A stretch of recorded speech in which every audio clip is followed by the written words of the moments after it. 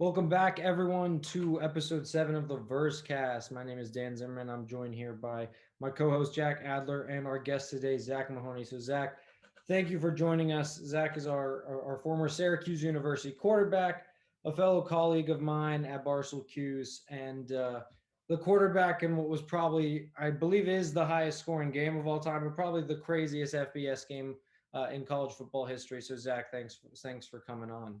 Appreciate you having me.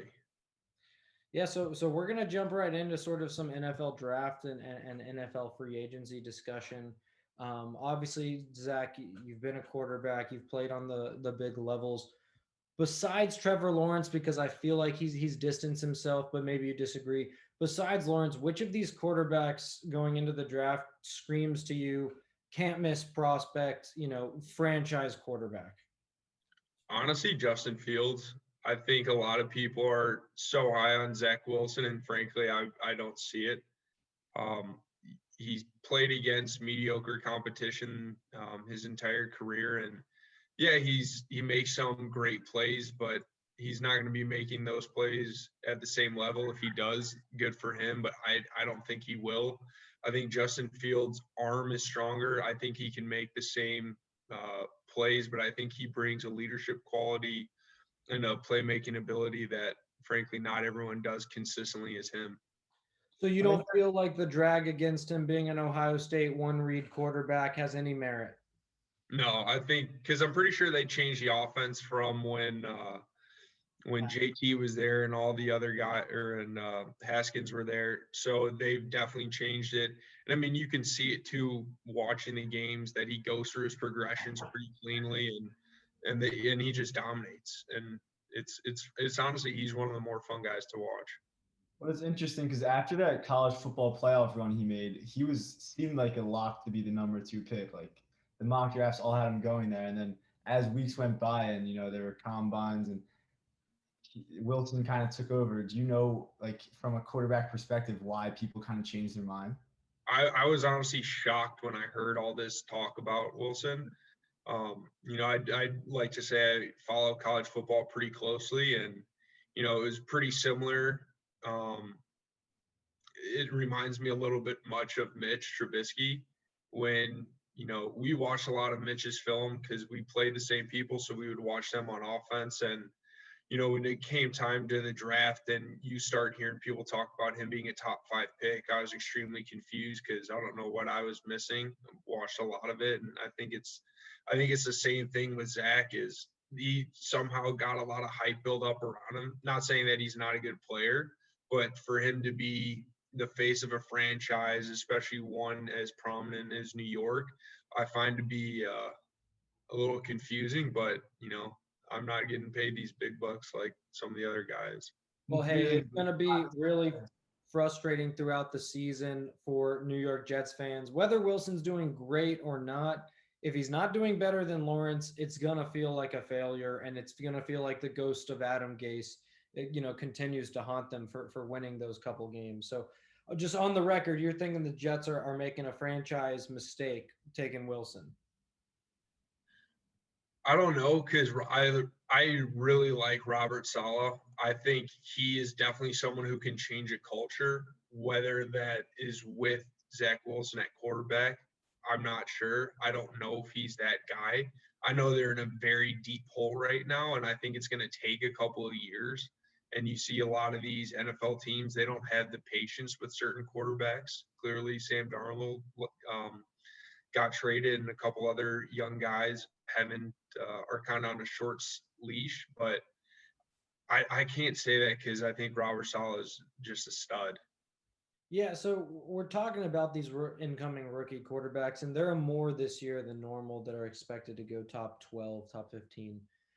One of the props we have on Verse now, and it's a really good line, is over under 4.5 quarterbacks taken in the top 10. So what we're looking at is that's saying Jones, Lance, Wilson, Lawrence all gone, and a potential fifth quarterback off the board. I will probably take the under on 5.5. But what are your thoughts, Zach? You think anyone, someone could trade up with Carolina, New England could trade up. There are a lot of teams, Denver. There are a lot of teams that could do it.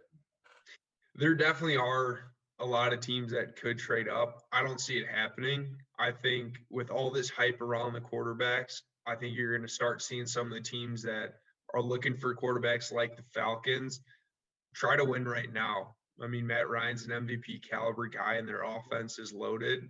A lot of mock drafts I've seen, Kyle Pitts going there.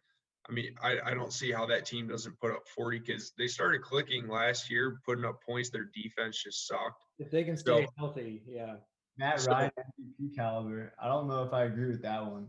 Hey, they're only. I'm saying in the past. I don't know about anymore, but yeah, in the past he's played up. I mean, even last year he was probably a top 5 guy when it came to all the major categories. He was pretty close to up there, I would imagine. They But could have won 11 games if they didn't blow so many leads. I mean, I don't think Matt exactly. Ryan is at fault, and I think the only reason they want to ditch him would be a contract matter because of how big it is. I think I was personally as a Panthers fan, it would have never happened interdivision. I would have loved for us to go get Matt Ryan.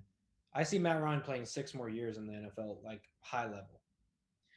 I think 6 is a bit much. I think, especially with the way the game's moving. I mean, you can tell he's a little bit slower, even than Brady, who's up there. But I mean, it's going back to the quarterbacks in the top 10. I just think there's going to be there's too many good players in this draft, especially up front, that if you're looking to win right now, and even if you have an okay quarterback, go pick you up one of those top 3 linemen that can solidify somebody or solidify the line and help protect even your average quarterback that can win you some of those tight games.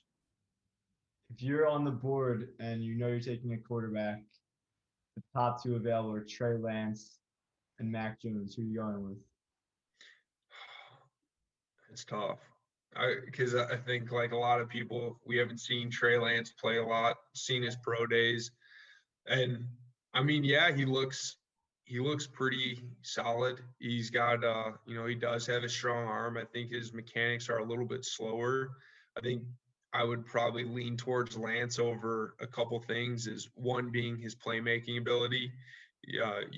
That run he had where he ran over people and still outrush the rest of the defense. I mean, Mac Jones is lucky to get away with a scramble, let alone do something like that.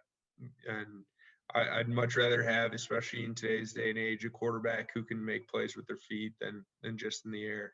I think San Francisco really will be the determinator in that question. And do you buy the hype of Mac Jones at San Francisco, or do you think that was a smoke screen? Now it seems to be a little bit less so, less confident. Do you see it with Mac Jones? Do you see him being a 3rd overall pick, 3 quarterbacks in a row even? No, I don't. I think Mac Jones is for me, I would even put the line almost at 3 for top 10.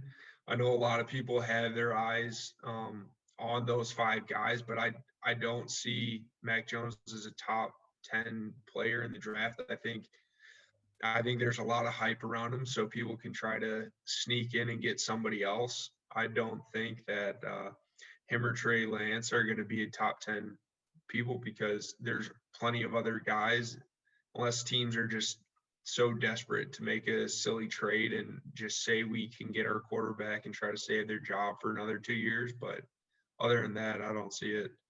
I feel like it's kind of a common theme in the NFL these days, just because obviously the quarterback position is so important for teams to reach on these guys. I mean, just like dating back for many years, like quarterbacks have been taken, in my opinion, way too early, just because you're a team like The Broncos with Drew Lock, they took him 9th overall. They're loyal to him despite never proving it on the NFL stage. and you're like, fuck, I'm a quarterback. And obviously the best guy available is Mac Jones, and maybe we don't believe in him as actually being a franchise guy, but we're going to take him and roll with him. And then I could see Mac Jones in Denver, to be honest. Yeah, I could too.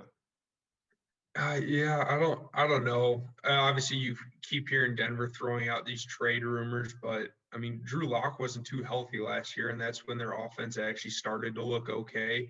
There were games that he played really well. There are obviously games that he didn't. I think the biggest difference when you hear those 2 names is seems like they really have to dummy down the offense for Drew Lock. And, Mac Jones, I've heard, is pretty intellectually high football IQ kind of guy. So, but I also think Drew Lock can make plays Mac Jones can't. So at this point, if he can stay healthy, why would you want to kind of make a lateral move? I don't see Mac Jones as a guy who can take that next step over Drew Lock.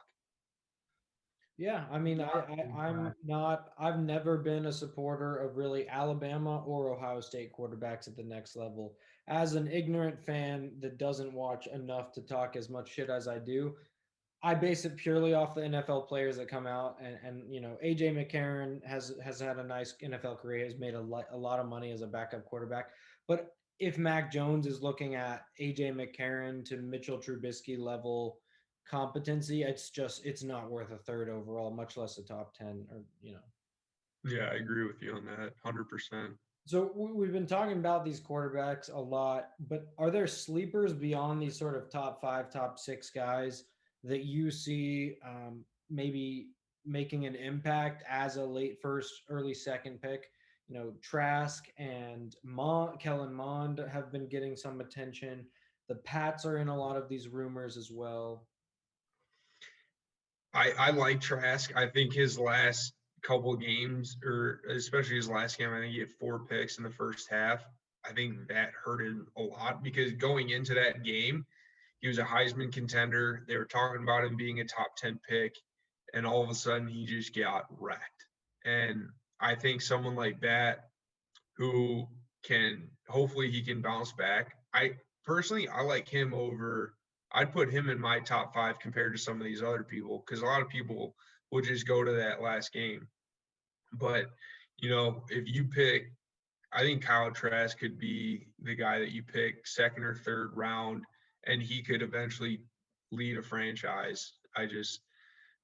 Some of these other guys that have all the hype around, I think it's good for some of these other teams that are going to get someone else. But I'm also saying right now, I don't think Kellen Mond is that good. I've never seen anything on film to make me think otherwise. I think a big thing for him is mechanics. I don't think those are that good, and especially someone with strong arm that he has, but it's not overly strong. I think he takes way too long to wind up his throws. He's way too stiff. I mean, if he can change his mechanics, then maybe you're talking about a guy who can play, but I don't see him. So just going on to a more personal note for a second, Zach, I know you started in 9 games in your career at Syracuse, and you still finished in your career as the 17th on the all-time yardage list and just outside the top 10 in career touchdown passes. In those 9 games, or really just in your college career in general, who is the best quarterback that you've gone up against head-to-head? First name is Deshaun Watson. Oh, I've heard of him. Yeah, he was really fun to play against and watch. I mean, looking back at some of the teams that we played when I was able to go up against them and just be on the same field and kind of have a sense of, yeah, that dude's going to be a stud. He was by far the number one person that I was hoping the Bears would get as a Bears fan. Obviously, they fucked that one up, but yeah, I mean, yeah. Well, Jack brings up your playing career, and it's hard off the top of my head. I can't recall your specific weapons that you threw to the most at Syracuse, but this draft is full of a lot of sort of game-changing receiver talent. Obviously, a Heisman-winning receiver for the first time in I think 18 years. Of Jamar Chase, Devontae Smith, Jalen Waddle, Kyle Pitts, which really counts as a receiver and a tight end because he's so talented.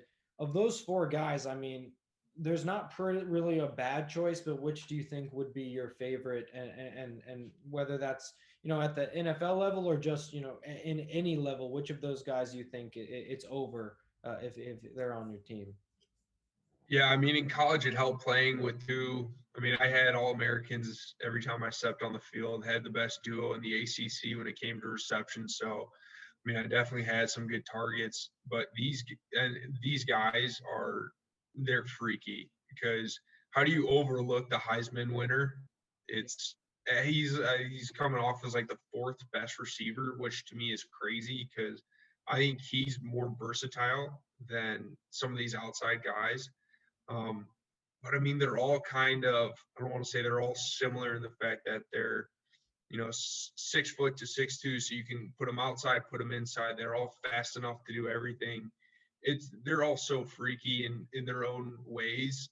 But I'm shocked that, Devonta Smith is getting the hate that he is because of his size. I mean, when are people going to grow up and realize that if you can play, you can play, and that's it? It feels Yeah, like a classic example of just guys doubting these. I mean, Heisman, just for like top performers in college, like coming up with different reasons why they're not going to be able to like replicate their performance in the big leagues. And like these guys always prove the haters wrong. I feel like time and time again, there is that guy. And this year, it seems like it's going to be Devonta Smith.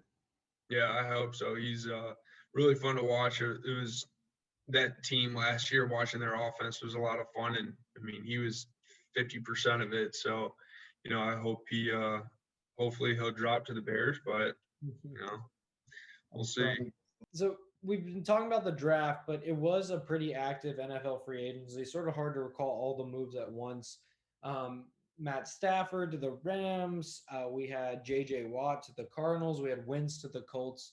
Was there a move that stood out to you as, wow, this really changes the franchise? Do you think that the Carson Wentz deal does that for Indianapolis as a pretty solid team all around, or how do you feel about that?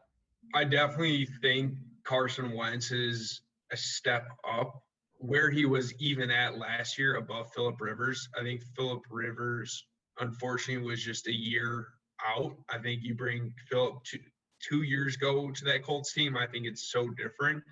And they're really fun to watch. So I do think that Carson Wentz was a big move.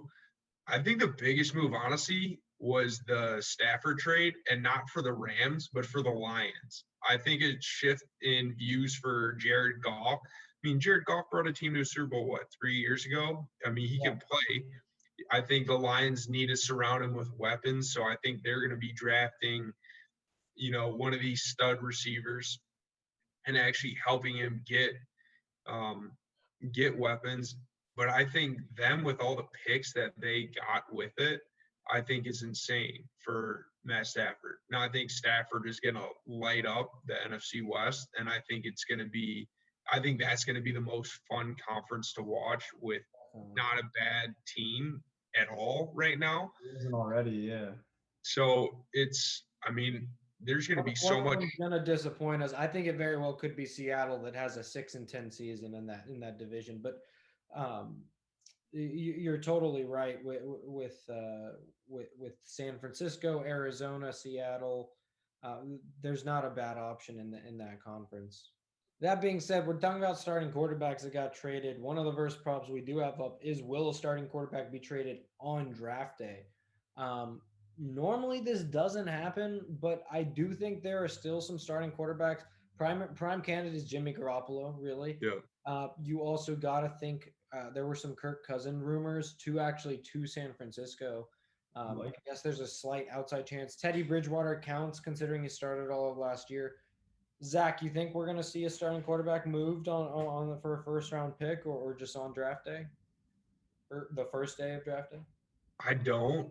I think, especially unless you're San Francisco, I mean, you're not going to drop back more than 4 spots for a team. And I don't think there's a team behind them that will trade up and give up as much as they're asking.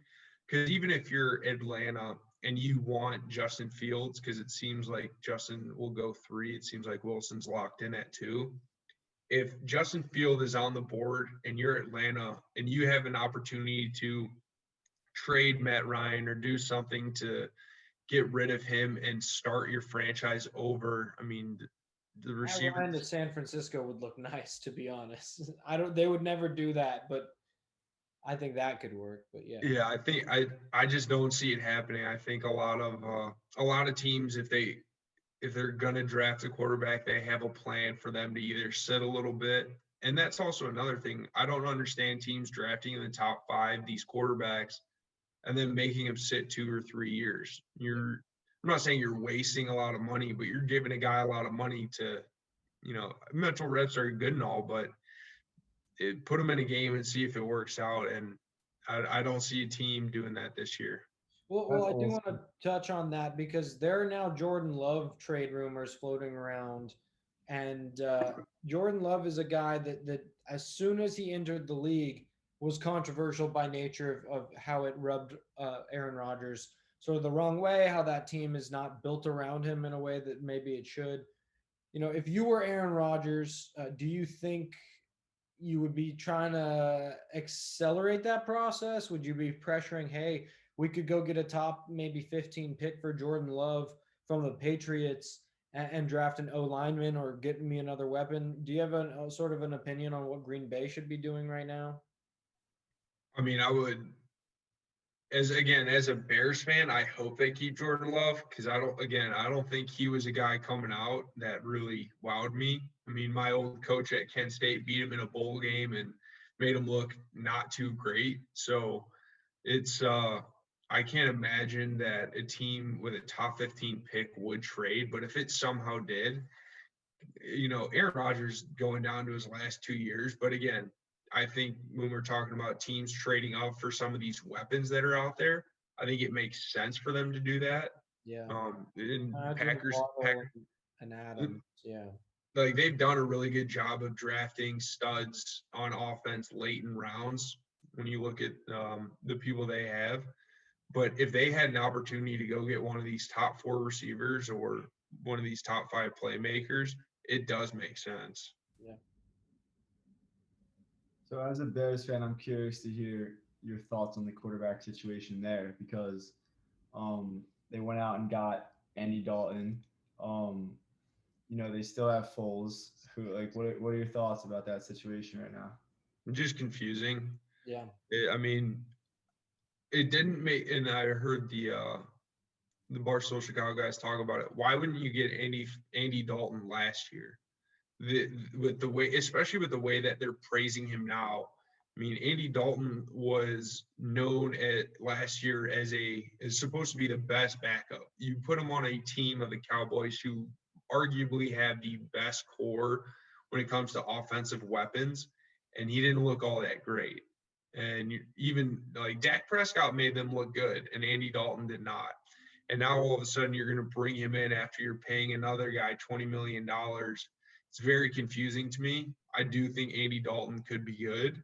I think the Bears have a solid group when it comes to receivers, but it'll be interesting. I think they have way too many other problems to really be focusing on quarterback like this.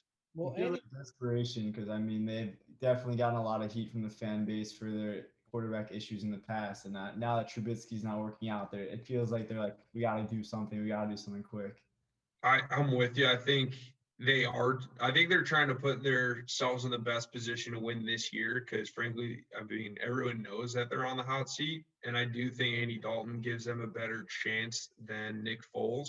I just don't see it as a move that elevates them unless they can either do something with the line to give him more time or, get another weapon and really open up the field for Mooney and Robinson. Does Trubisky remain unsigned? He's with Buffalo. Got you. Yeah, that's a good spot for him. Andy Dalton's one of those guys that's quietly had a tremendous career. He's made, a lot of money. He's brought the Bengals to the playoffs at least twice, I believe. Had Pro Bowl seasons. So it's a guy that I want to cheer for. It doesn't make sense for Chicago right now. I mean, Nick Foles is basically the same thing. You're paying Foles the money anyway. Might as well have him. He clearly just doesn't have the locker room if they're looking at bringing in a guy like Dalton instead of a younger guy like Mariota. I mean, wouldn't you have been excited about Mariota over Dalton? No. 1 year? No. I think Mariota, his best attribute was him being able to run. And last year, I mean, he took way too many hits and he doesn't have a strong arm, especially in this Bears offense. When you think about it, you need someone who can throw the ball down the field. And I mean, Mooney showed up last year that he can make these plays now. Robinson is, a top 5 receiver. So you do have the weapons to get the ball down the field. Now you just need someone to do it. I think Nick Foles could throw a nice deep ball, but when it came to some of the intermediate stuff, I think Dalton is a lot better. And I think he was realistically probably the best guy they could have gotten like that. Um, Again, I think they just have a lot of other problems they need to focus on in this draft. And if they take a quarterback this draft, I'm going to finish every single bottle of whiskey in my house because We can transfer together to become Colts fans if the Eagles don't take a wide receiver first round. hey, my boy Ziggy is over on the Colts. I already know I'm getting his jersey this year. I'm excited for it. And he's, a couple hours away. I hope stadiums can open back up and I can go see him. So I have zero problem becoming a Colts fan this year. Oh, that'd be awesome. We'll just become Pat McAfee stands as well. I bet you already are. He's something. He's fun to watch. I hope it'll be interesting to see if they get him up on the podium again this year. But yeah, he's an entertaining guy. Well, I got one last question, and it's not football related. But did you see Jake Paul knock Ben Askren out? And if so, did you care? I did see it, not live, and no, I don't really care. I I I think it's funny that this YouTuber is bringing in some of the bigger purses that boxing has ever seen. So you get $65 million in pay-per-view revenue. so when you start talking about the legitimacy of boxing, I do enjoy boxing. I think it is a very fun sport to watch. It's so technical. I think their biggest thing that they're lacking is unison. I mean, there's 7 belts at every weight class. I think People don't them just understand either.